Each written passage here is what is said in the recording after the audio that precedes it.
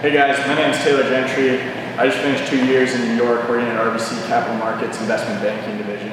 And today I'd like to talk to you about what it's like a day in the life of an investment banking analyst, and two, the advantages and benefits of working in the industry.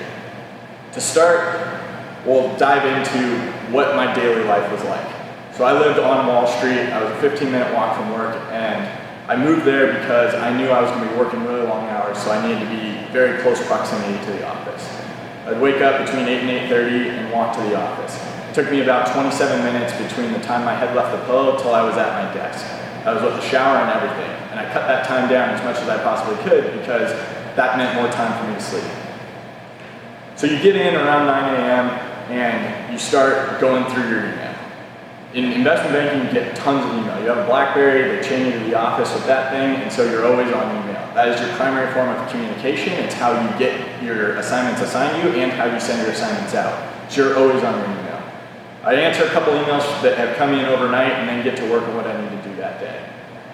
Now, to take it a little step back, we want to look at what investment banking really is. It's helping corporations issue debt, issue equity, and with their M&A strategy. Now, most of the time is spent with corporations on their M&A strategy because that's where the highest gross margin fee is. Now, the reality is that in order to do that, our managing directors, the ultimate bosses in investment banking, are going out and meeting with large corporations on how they're thinking about their M&A strategy and possible potential targets that the corporation is looking at. So companies that this corporation will want to acquire. So we spend most of our time looking at industries that corporations would want to move into, or specific companies within industries that they would actually want to acquire. So I spend a lot of my time reading research on specific industries, modeling out how the financials of a large corporation would look after acquiring a smaller company. I look at a lot of industry trends, as I said, the reading, and so it's really about crafting a story to a large corporation on why they should move into a specific sub-segment. A quick example would be if we looked at Kraft. Say Kraft doesn't have a nutrition bar. They have a little bit of a segment there, but they don't have a very built-out nutrition bar segment.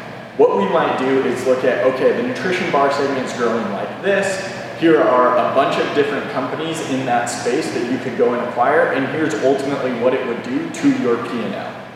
So that's really what the daily life looks like. It's spent in Excel modeling, it's spent talking to your managing directors, VPs, and associates about what needs to go into the materials we're going to go talk to a corporation about, and ultimately putting together a story to present to a corporation.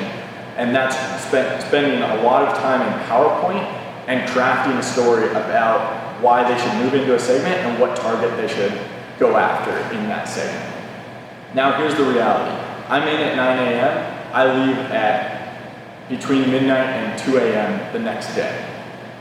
Now, the tough part about it, and moving to kind of the second piece about the real advantages of investment banking, is that it's a grueling process with ample reward. So what I like to say is, I'd wish it on no one, but I'd recommend it to everyone.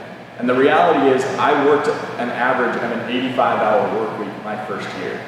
That means that was the average. So my peak was 126 hours in 1 week. If you accounted for no commute time, that's 6 hours of sleep a night. But factoring in commute time, obviously I was sleeping anywhere from 2 to 4 hours that entire week. The reality is that this gives you an amazing opportunity to differentiate yourself from the other folks in finance. It's because you essentially accomplished 4 years of work in 2 years. So that differentiator really gives you a very solid understanding of finance, differentiates you from the rest of the pack, and allows you opportunities that you wouldn't be exposed to otherwise. On top of that, you learn a ton about yourself and what is important to you. Whether that's work, family, relationships, whatever it may be, you get an understanding that goes far beyond the workplace. So, like I said, I'd recommend it to everyone, but wish it on no one. It's a grueling process, but the financial concepts you understand and the ability to move beyond your daily work is an experience that you will get nowhere